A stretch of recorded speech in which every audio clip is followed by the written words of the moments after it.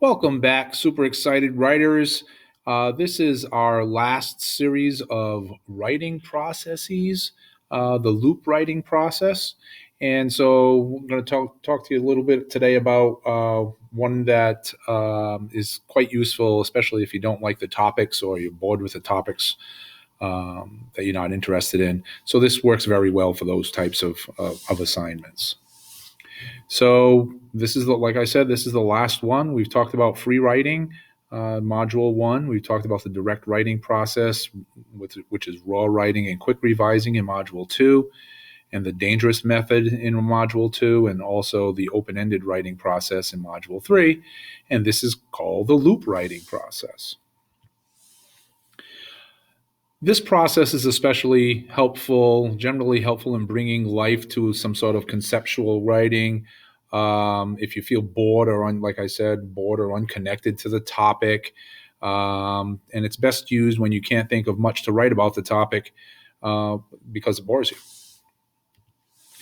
So we've examined the writing processes so far, and most of these writing processes fall within the extreme ends of the spectrum, and they all have both positives and negatives. I'm not including the free writing process here because free writing is usually a practice, but we did talk about free writing and how to use it, and usually it shows up in most of the other writing processes, so except for the dangerous method. So the dangerous method, where the writer maintains complete control while he writes, he knows where he's going to end up, he doesn't start writing early, he puts it all into his mind first, knows exactly what he's going to say, and then he writes it out in one draft. That's the dangerous method. It can save you time, but it can also get you into a lot of trouble because you can run out of time, and it often leads to some pretty dull writing.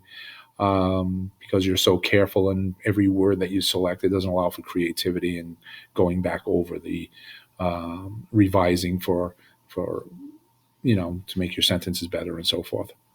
The direct method, usually used by a lot of college writers. Hopefully you're using this method for writing things that you have to get done within a certain amount of time. The writer maintains control about half the time. So this is the one where you split the time up in half, and half for raw writing, and then the other half for revising, where you quick revising, where you cut the ideas to cut and to clarify so that the reader could have a clear idea of what you're presenting. This method is very efficient.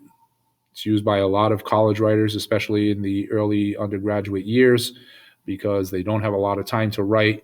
Most of the assignments are very straightforward, and so it's a very efficient writing process. However, it often lacks creativity, and it's just kind of like getting the job done type of writing. The open-ended writing process is at the other end of the spectrum because the writer totally loses control and allows himself to lose control and has no idea where she will end up. And it could end up with a poem, a song, an essay, a novel, a beginning of a short story. Could be anywhere. However, this maximizes the creative growth of the writer and maximizes thinking on paper. You can't get any more creative than this, where you'll just allow it to cook and grow and see where it goes. But you do pay a price in time, energy, and uncertainty. And like I told you before, I've had some pieces that have been sitting in this model for months, if not years. And I go back to them whenever it moves me, and I continue to work on those pieces. So I'm going to try to talk to you today about what I think is the best of both worlds as far as creativity goes, allows for some creativity, but it also maintains control. I call it the loop writing process. And if I was to say that out of the two processes I use the most are definitely the direct method and the loop writing process. The loop writing process, like the direct writing process, is accomplished in two steps. And these two steps, Peter Elbow terms the voyage out and the voyage home. And we're going to take the voyage out first. And I'm going to give you 13 suggestions. Remember, this is about a piece that you're not especially interested in, or a topic you're not especially interested in. And your history instructor tells you to write about a topic on the French Revolution, and you don't really have any desire to write about the French Revolution or care about the French Revolution. And so these are some ways to get you started on those, instead of doing some free write on and spending a lot of time on, I really don't know anything about the French Revolution, I hate the French Revolution, and repeating yourself for a long time, where the direct writing process doesn't work very well, because direct writing process usually works best when you have something to say about the topic and you have something to say. And you usually don't have time for the open-ended writing process. So you want to try to get a process that will allow you some creativity, and also allows you some control over what you're doing. So these are the 13 suggestions that I have for you on a topic like that. You won't need them all. Usually a few is enough to get the ideas flowing. You're bored with the topic, or you don't know anything about the topic, or you're not interested in the topic. You've perhaps done some reading, assigned reading on the topic, but you really don't know what to write about. So the first one is called First Thoughts. You know what this is about. You've done this in the free writing session. You've done this in direct writing. It's just raw writing. So it's the first step in the direct writing process, and you just write until you just keep on writing until you run out of ideas. You might want to stop and pause and then rewrite again, but just jot down all that you know about the topic. So it was the French Revolution. What do you know about the topic before you even go into your books or anything like that? Another suggestion to get you started on these things is what's called prejudices. And so what do you think about the subjects or the themes of the topic? What are the other points of view on the topic that are different than yours? And so prejudices usually mean something like you have some biases on these topics or themes, and you want to try to get those prejudices down, those topics and themes, your points of view on the topic, and then try to visualize or think about, if these are my points of view, what are some other points of view on the topic that are different than mine, and what would they say about that? So people who are prejudiced against that topic also. So again, if you're thinking about the French Revolution, this idea of independence and the proletariat taking over and fighting against the upper class and the middle class rising up, you have some prejudices about that, I'm sure. But what would be the prejudices from the other side? Okay, so do that for as long as you can, to thinking about the topic from those 2 points of view. And remember, these are usually warm-ups in order for you to get you thinking about the topic in a 2-step, and you're on your voyage out. Instant version is that you pretend you know what you don't know, and you write the entire paper in a half hour, just making up facts and ideas about the topic. Okay? You have no idea what you're talking about, but you don't care. You're going to make it up, and it's not going to matter. You're going to write an entire paper, front to the 500-word essay. You're going to make up all the facts and details. If you have any large chunks, just skip some lines on your computer, or skip lines, or draw boxes in your notebook for things that you don't know. But you're going to make up all the facts and ideas, even though you haven't done any research on them. That's called the instant version. And then you'll have a draft about the same size as what you need to turn in. That's another way to get you started. Another way to get you started to thinking about the process on topics that don't necessarily interest you is dialogues. So for this, I like to imagine different real voices. So with people with different points of view, and I try to give those voices and imagine a conversation between using the voices of people that I know. So I try to visualize those people sitting at a table. It could be your mother, your father, your brother, your cousin, your uncle, a friend at work, your girlfriend, your boyfriend, and have them talk about and let them have a conversation on paper, answering each other back and forth about the topic. They could have the same point of view and agree on certain parts of it, not agree on other parts of it. Just have them talk about the topic. It might help if you have done some research at this point first, but don't try to think about what they would say. Try to imagine them saying it and try to write it down in their voices, and then just get out of the way and let them argue about the topic. Let them talk about the topic, and just listen to what they would say, and allow one person to speak, and let the other person speak, and see what happens. Another way to get this all started on a topic that you're not necessarily concerned too enthralled with would be this type of narrative thinking. This is especially useful when the topic is confusing, and so you write the story of your thinking. So if you're thinking about something like the French Revolution, you would start the writing off with, well, first I thought about writing like this, and then I thought this about the subject, and then I thought that about the topic, and then I thought this about the topic, and then I returned to this idea, and then I thought about doing this. And so it's a way, it just tells the story of what you're thinking about on the topic itself. And it'll lend to some insights onto what your topic is about. This also works better once you've done a little bit of certain types of writing, and once you've done a little bit of maybe reading on the topic.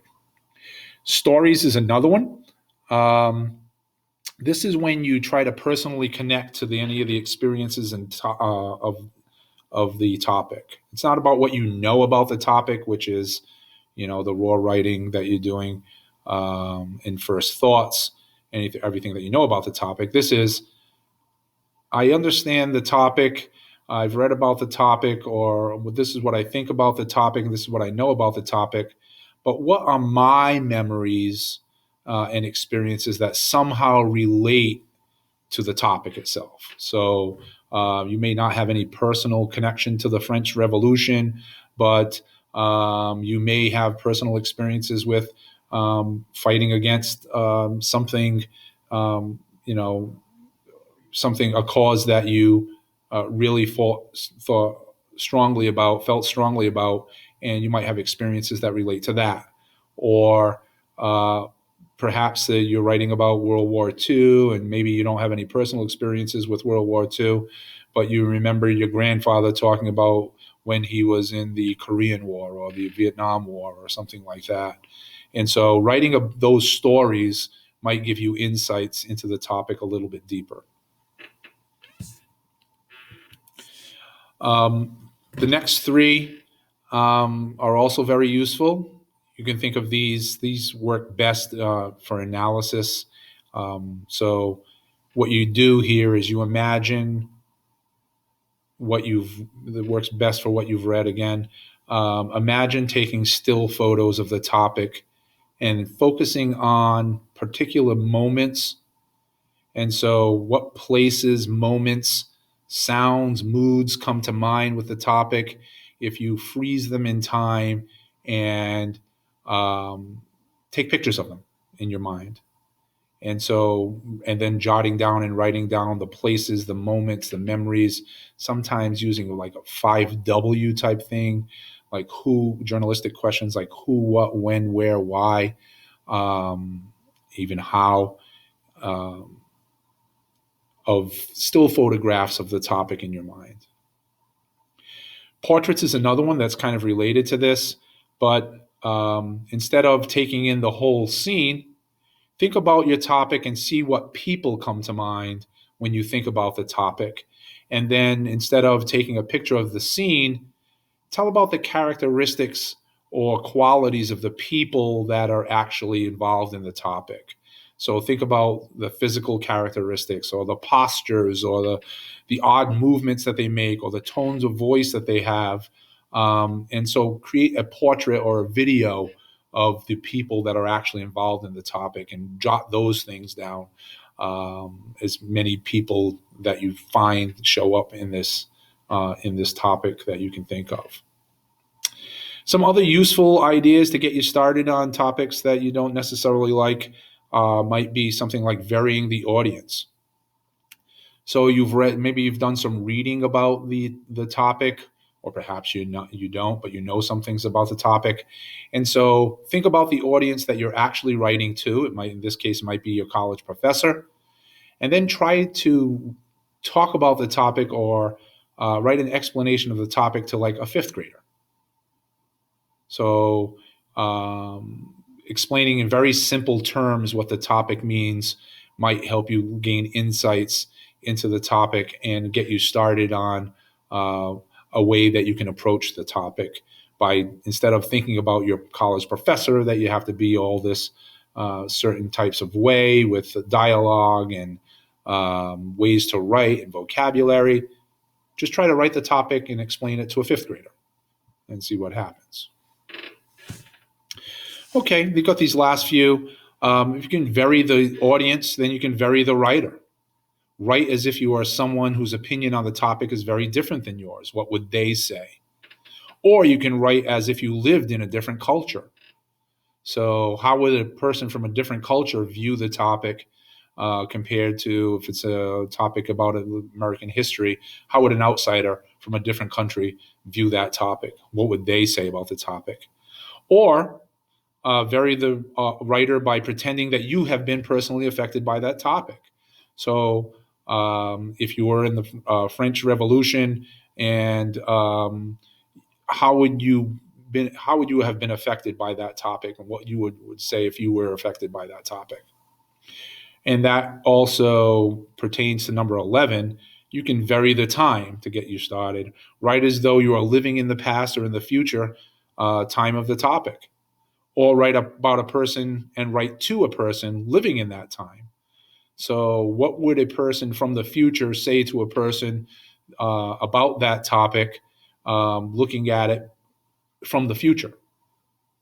Okay, could you write a letter, let's say, to a person in the French Revolution from looking back at it from this time and about what the effects would have been from the French Revolution, looking back on it in time?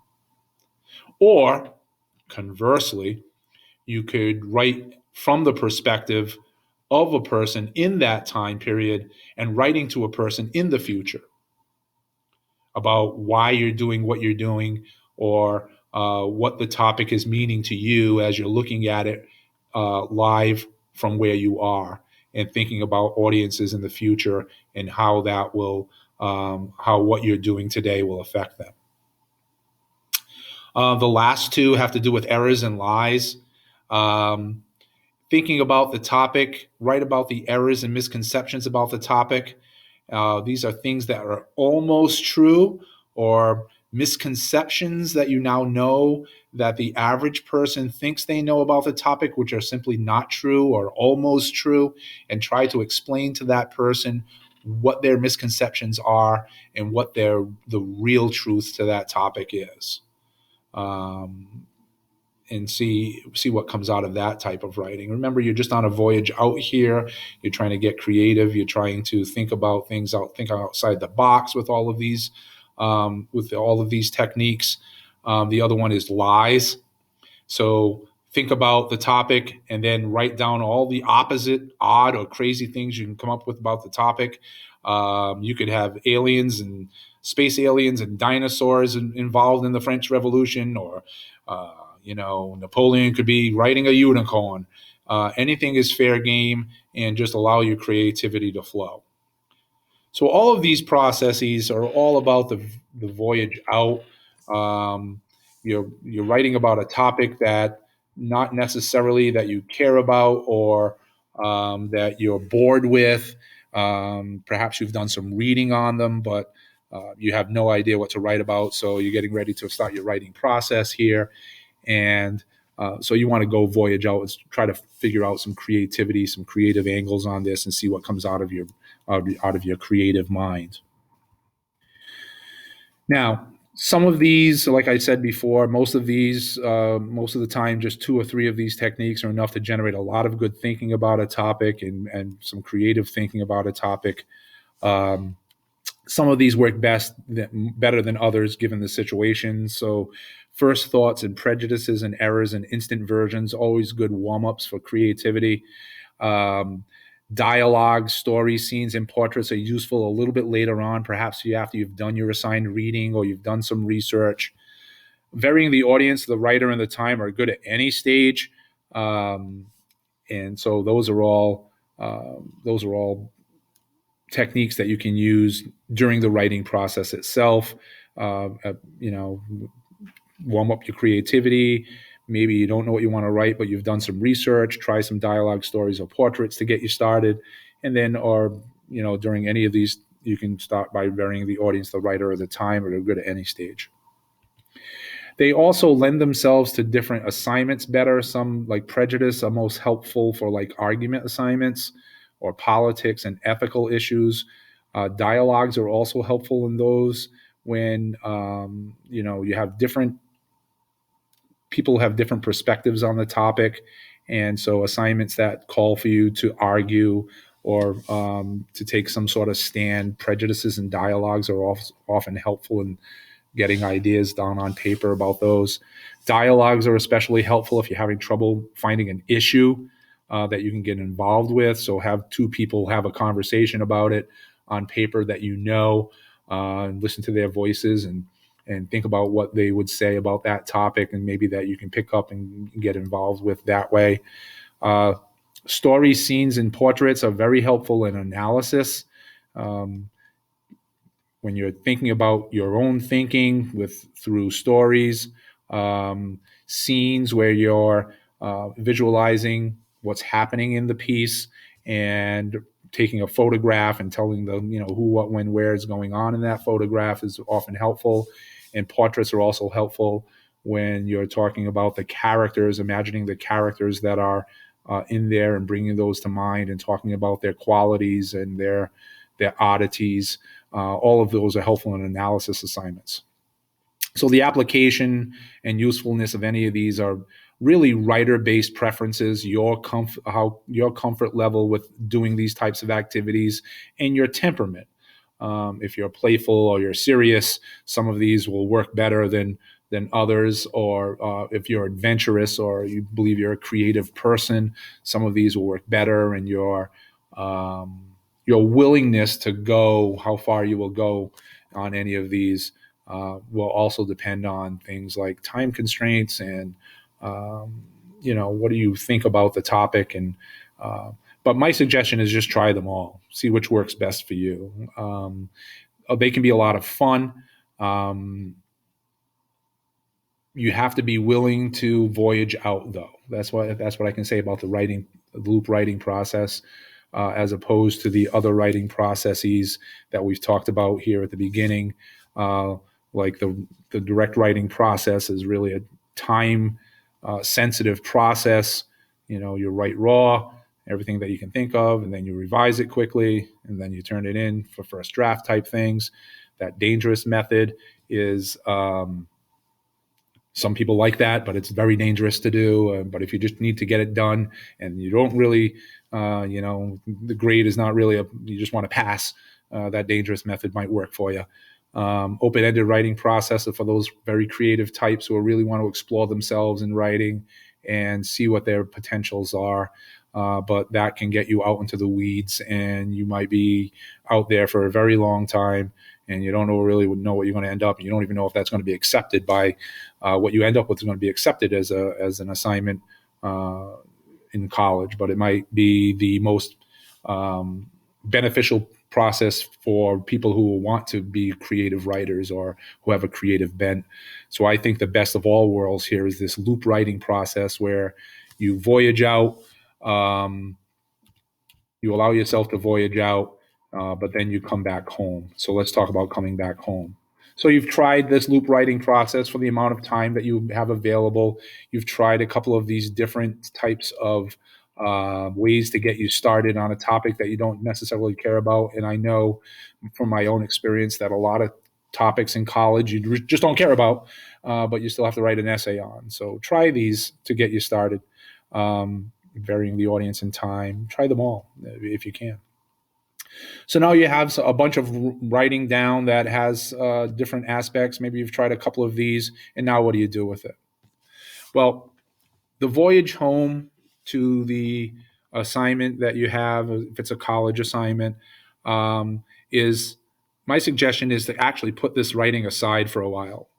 Get away from all of that processy that you did on the voyage out, and take some time to just let it cook and grow. This seems to work best for me.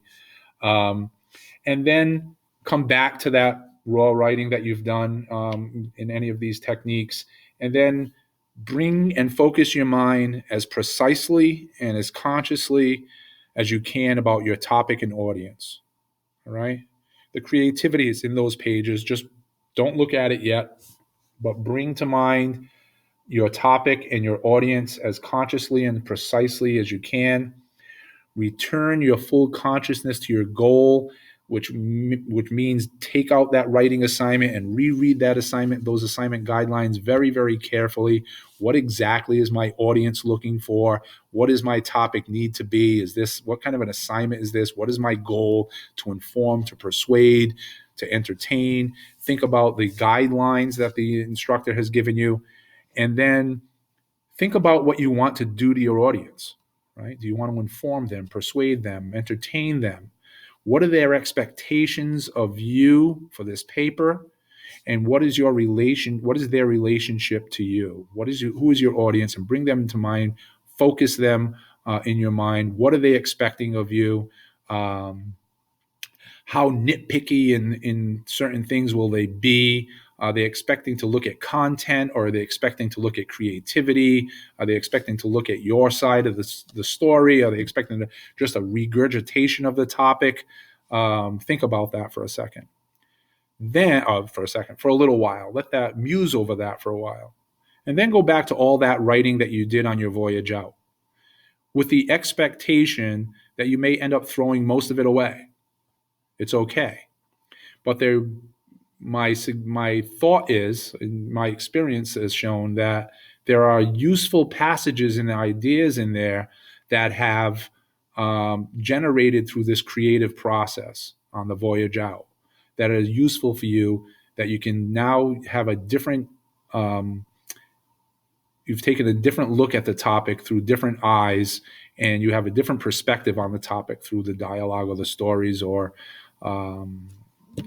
through any of the other techniques that we looked at. And then mark those useful passages and ideas and create an outline. Now, we talked about outlines before and their usefulness. Think about the essay, if it's an essay, in sections. What's being expected of you in each section? You've thought about this topic a lot. Perhaps you've gone and you've done some research or reading on the topic in addition to all of the techniques that you've done. Think about what the guidelines are saying, what the audience expects, and create an outline. Okay?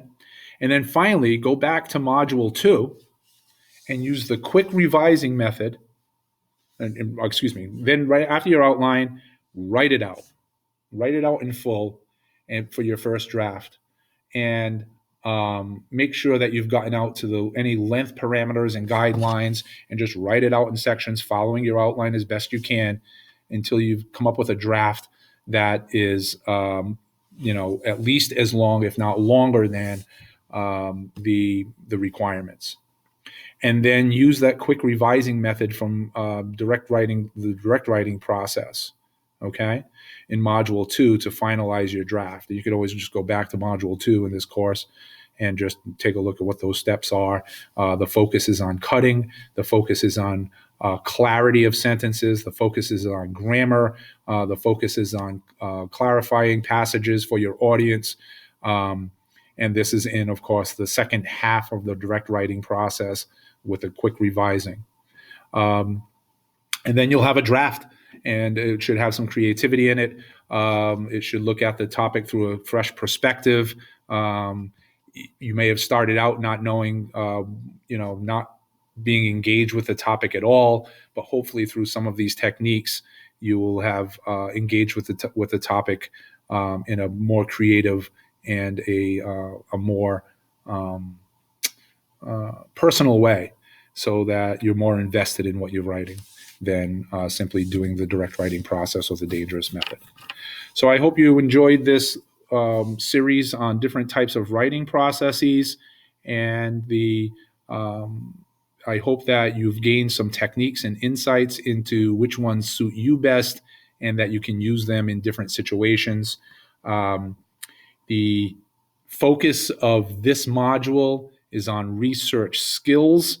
So a lot of this is going to be very practical stuff rather than creative stuff. But so we're going to focus on skills and how to access different sources of information and those types of things. So it'll be a little bit different.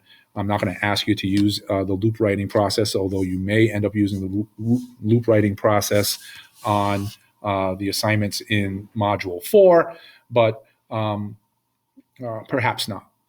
Hopefully more toward writing in other subject areas after this course is over and later on in life. So that's it for the loop writing process. If you have any questions, of course, you can email me or stop in at office hours. Until then, I'll see you on the other side, and happy writing.